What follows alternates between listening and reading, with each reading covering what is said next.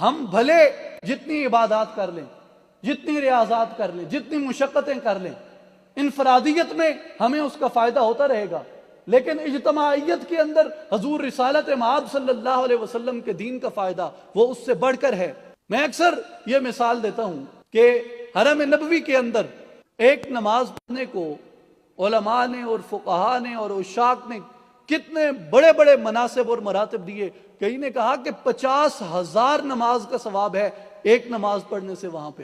اور امام عالی مقام سیدنا امام حسین رضی اللہ تعالیٰ عنہ، آپ اتنی عظیم اجر کو، اتنے عظیم ثواب کو، اتنی ایک ایک نماز کے اتنے بڑے بڑے ثواب کو چھوڑ کر وہ دین کو زندہ کرنے کے لیے مدینہ سے رخصت ہو جاتے ہیں، اور ہم ہیں کہ ہم دین کو ترک کر کے مدینہ میں چلے جاتے ہیں۔ ہم کو اسلاف سے کیا نسبت روحانی ہے؟ ہمیں اپنے عمل کا جائزہ لینا چاہیے، ہمیں اپنے عمل کا موازنہ کرنا چاہیے کہ ضرورت وقت کیا ہے۔ کیا معاشرے سے اس درندگی اور اس حیوانیت اور اس وحشت کو ختم کرنا یہ ہماری ذمہ داری نہیں ہے؟ ہم کب تک کس کے انتظار میں کیسے بیٹھے رہیں؟ ہمیں آگے بڑھنا چاہیے اور قوت عمل کو اپنانا چاہیے، اور اپنے عمل کی جرات کے ساتھ، اپنے عمل کی قوت کے ساتھ ہمیں اس وحشت کو، اس درندگی کو، اس حیوانیت کو ختم کرنا ہے۔ اور آج جنہیں ہم اپنا حریف سمجھتے ہیں وہ ہماری کس بات سے خائف ہیں؟ آپ میں سے میرے بہت سے بھائی اور بزرگ ایسے ہوں گے جنہوں نے دیکھا ہوگا کہ مغرب کے اندر بہت سے ممالک میں، امریکہ میں، یورپ میں،